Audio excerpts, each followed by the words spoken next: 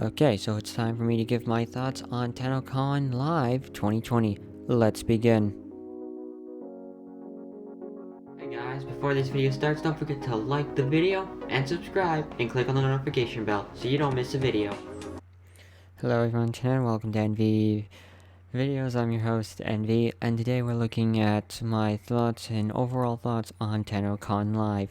But before we begin, as always, don't forget to check out our Twitter to always stay up to date on when we're going to upload a video or not, as well as Instagram to see funny clips. In fact, one of the major clips is actually going to be me editing the Gravemind with this mouthy thing. But anyway, let's begin. Starting off with the new open story, I was very amazed actually that they were still working on this and that they're making a new opening episode on how to get new players involved with the game. I really like this idea. I'm really much looking forward to see if it is possible for veteran players like me to actually revisit this mission and play it. It definitely seems much newer and more creative, and I definitely like where this is going for new players. As well as one of the major things, and the community is so happy about this, is that we finally, after 3 years, about 3 years, we finally got the Hydroid Prime cinematic trailer. So that was a big win. As well as Hydroid's Deluxe skin, which is also coming out. Really like where this is going, and this is definitely really cool to see. And yeah, also that little cape he has can detach, so that's not even a bandana, and I just really love the effects. I'm definitely getting this one. He also comes with a little Sentinel skin as well, which is really awesome. And then from there, they advertised a new Warframe that's like 3 Warframes in one. I really don't want to get into the details of its video, of its abilities or anything like that, but let's just say it's definitely very interesting. And I really don't want to get into his abilities. They're kind of complicated, but I do like where they are going with this Warframe, and I'm really excited to try it out. Look for a build/loadout on this one when it comes out. But anyway, yeah, it still looks just absolutely amazing, the colors and choices, when it comes to just the color palette and mostly the creativity you can do with it. Alright, now it is time for my favorite part of this little series, or this little episode. So with this whole infested way, they returned back to the Hellmouth, or the Behemoth, my bad, whatever it's called. Basically, this used to be a place where you will put the Zik out and everything. Starting off right at the bat, the environment has definitely changed. It's definitely more fluorescent, more colors. Definitely looks like the infestation has definitely grown tremendously, and it looks really nice. I really love where this is going. And right there, this is what I'm talking about. Gravemind confirmed. Also, I love the details that went in, and then we're going to go into details and explain what exactly this guy is supposed to be doing here and what he's going to do. Again, I really like the details. They've gone into it. Really nice. So essentially, here's how it works. So it has a rank system, and basically, in order to make this thing work, you have to feed it. Yeah, you gotta feed it like food. By feeding it food, it will rank up and it will give you special abilities. Or you could sacrifice a Warframe, specifically one Warframe, and it goes to the wall. You gotta wait 24 hours. But when it's in this category, it stays there. So I need to sacrifice one Warframe. So that's really nice, actually. And then before you guys say anything, no, I am not doing a new Warframe build/loadouts or anything like that. No. But I will make a small guide about this on how to improve any frame on the board. Okay. Back to to the behemoth right here. In order to make it function properly and to make it work really well, actually, first of all, by feeding it, it gives it a rank up, which increases its ranking. As you can see, it's just nomming on all this good food on your resources. Now, it does have a select kind of diet. So as you can see, she fed it carbon. If she fed it again, he would dislike it because it's got a negative now. So if you have to feed it stuff that's positive to help it. And by feeding it, it ranks up. And as it ranks up, you can unlock special behemoth abilities. These abilities are still iffy, but still, they are really good. So as you can see, you sacrifice a frame to get a new ability. And it goes on the wall there. It's going to take 24 hours. And there he is again, the little mouthy guy. Seriously, that mouth. Oh. So weird, but well detailed. It's one of those things like you want to keep staring at, but I'm probably going to have to censor it. Also, that as it goes on the count again. So as you can see, that ability is being charged. So as you can see, Rebecca is going to equip Shock onto Excalibur, and we'll see this in the gameplay, but it is definitely very unique. So as you can see, you need to give it resources to help level it up to allow it to do this. So yeah, so again, you just gotta feed it. It's very well if you give it a mixed diet to help it with digestion, so it does really well. When it comes to equipping it, you can replace only one ability, and that's it. So, you know, she's going to play slash dash. The cool thing is you can select it on all configurations or just one configuration. So that's really nice if it's like, I just want it for just one configuration. So that really would help a lot with new players trying to figure out, will this work, will this not work? I would strongly recommend stick to one configuration. As you can see, she only applies to the configuration A. And I still got to figure out how that works exactly, but still. It works very well. And boom, he now has Shock. And now it's time for demos. So how do I explain the Heart of Demos? The Heart of Demos is a new open world. It has the simple key thing as always when it comes to the flight path. It's unknown how it's going to relate with the rest of them, but still it is pretty cool. In the center you can see the main area of the open world and how it works. So this is the open world. Flood count number 3. Also, I'm going to see another one because it looks like high charity.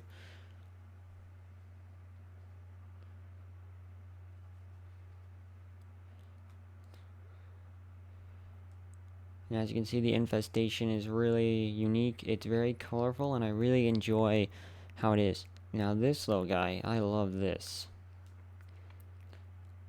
So this little guy is a new little interactive individual. He was essentially a little sentient trapped in a basic robotics body, but he has two personalities, which is what I love. One's like sophisticated, one's more wild, like, you know, this guy right here, and I really, really enjoy that. One of the things that I really wish I was there to see was this in the bottom right hand corner. If you were in a relay, you could see all this stuff that they're displaying and everything like that. Unfortunately, I was out dealing with mostly just out running errands, so I had to watch Tennocon on my phone. And yeah, so I didn't get to experience that, but still, it was a really cool moment, I heard. As you can see, we can see the mostly cramped spaces and stuff. So this is like the underbelly. Like if you go under the planet's surface, it's going to be tight and cramped. And that's what I really like because it definitely reminds you of GTFO, and it's really cool. Flight count is now up to 5 for references. But there are some big open areas, and I really like that the Orkin architecture mixed with Infestation. It really is just very cool and very interesting to see. And I really love that. And the day and night cycle works very differently on this planet because those are both little massive little worms, as you can see. Hang on. So yeah, so they're just worms. One that propels the sunlight and one that propels the moonlight, which is really unique and cool. And from there it talks about like, you know, normal wildlife, you can fish, mine, all that jazz, and hunt. But I gotta say, the Infestation world is really unique and definitely very cool. Really looks like a fun place to go. It's definitely much smaller compared to the other two places, but it makes up for that in how deep you can go down below. So that was just really cool. So onto the topic of the new bosses, new enemies. This one is just a ribcage shooting thing, and it's definitely like a heavy armored individual, and I really like the design of it. It's really cool. Same with the infested, they have a much more aged and dirty look to them, and I gotta say, it really looks really nice on them. And I just really can't wait to explore this. This is like a flood horror place, and that's number 6 now on the flood list. I swear, just a lot of this is just so many references with the flood. Let me know in the comments down below if you guys just want me to make a full video of just playing it like it's the flood.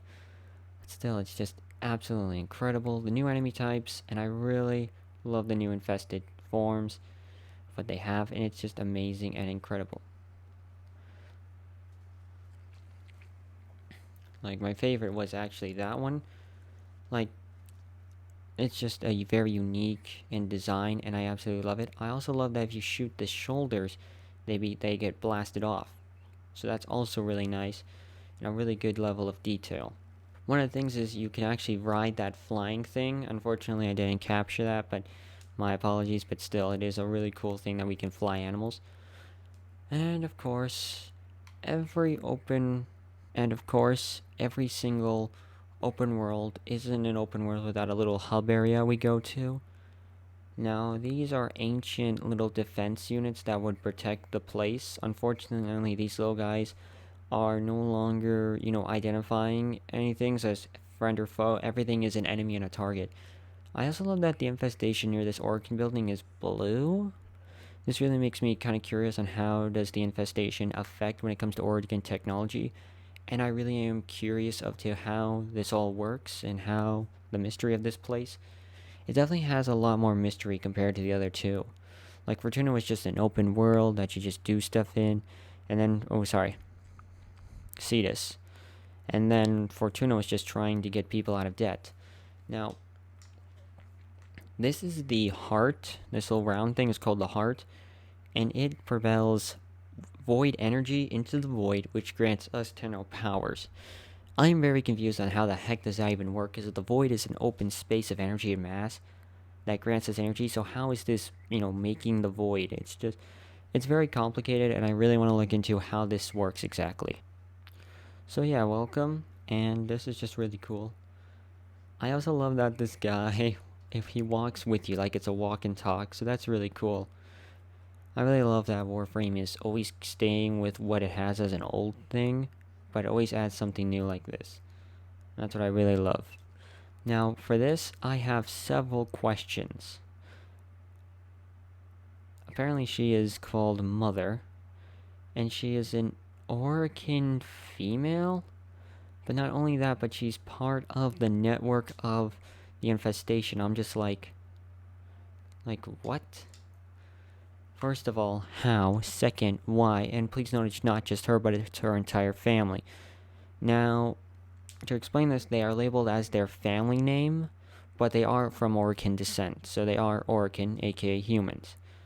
And it's just, I have several questions as to why, how, all this stuff. Like why? Now there is this place with like the sun clock and everything. I honestly have no idea what that is. All I know is Tennocon can answer it. I don't even know what this is. Don't want to get into details of it. I just hope it's something good for my Warframe character to get. That's all. Another thing that I really enjoy is you can just, view Mother and you can get missions right there on the battlefield, and it makes sense as to why she's out there, because she can just move from one place to another, and that's what I really like. It makes sense. With the flying creature, you can also, float around and you can also shoot. So that's nice. And there's the centipede creature that I was talking about. Again, it is really good. I really like how that, besides it's being a centipede, it can still work very well in combat. Alright, and now for my favorite part. Flood count number 7, because they got the mouth hole opening from Halo 3, that flood mission on High Charity. Seriously though, so many flood references.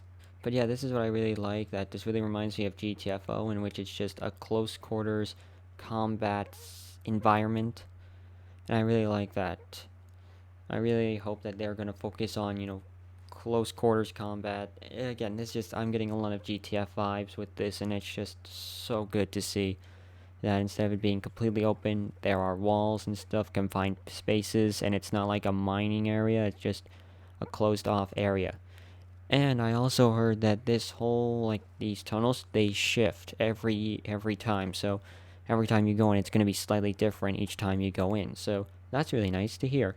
Now, some places in the underground area are going to be unaffected by the infestation, such as this Oregon place we see here. But you must be careful when you're treading down here. Not everything is safe, even without the infested. The old war mechs. Mechs will attack you, because again, they don't see friend or foe. One of the things that I really like about this is that skull. It really reminds me a lot of like a dreadnought from Warhammer 40k. You can also expect me to use some content with the dreadnought, because Seriously, this is just incredible to see, and I'm really excited to see where this can go with these dreadnoughts and us fighting them as a boss. But if you can't handle dreadnought, there is fast travel that can send you to places. Now, they only showed you that it can send you from one place to another, but apparently you can select where you would like to fast travel to. And personally, I really enjoy this kind of idea, so that way you can just travel in and out, and it makes sense as to why. And as you can see in the bottom right hand corner, those are the different enemy types. You got a melee, you got a sword, and you got a rifle and shield, and you just have one with a turret. So that's really cool. So apparently, the other worm will rise out of the ground, and it will shoot a beam of light. So this isn't like a cutscene or anything like that. And there it goes. And it will strike the blue worm. And it will destroy it, spraying the blue worm's energy or power onto the land. Now, personally, I like this, but I would agree with some people, like, this is probably going to happen every time it's going to do day and night cycle, so it's kind of annoying, I would say. But here's the cool thing. If you notice, it changes their colors. So they're now blue instead of orange. Apparently their behavioral pattern will change as well as difficulty. So, maybe in the morning it's going to be much more difficult, but night's going to be easier. So yeah, but it looks like you're going to need some help. Introducing the newest version of Archwing. That's right. So basically, not only do you get to fight the mechs, but you can also drive a mech. But not only that, you can also mod your own mech and pilot your own mech, as you can see here. So basically, it's like owning an arc ring. They said it's going to be like us having the arc guns when we summon them into our basic mission. So there's going to be a time, but yeah, you can fully mod this. You can design it. It looks so cool, and I cannot make this into like a dreadnought from Warhammer 40k. I really got into like how cool the dreadnoughts are, and it's just awesome. But yeah, it looks absolutely incredible, and I really just can't wait to see what all of this is going to be. So this is Warframe, the Heart of Demos, coming August 25th. So it's that close, and I'm super excited to see this new content. So yeah, this looks incredible. I hope you guys have enjoyed this video of the Heart of Demos. This is just absolutely incredible. Thank you guys again. This is NV Gaming signing off.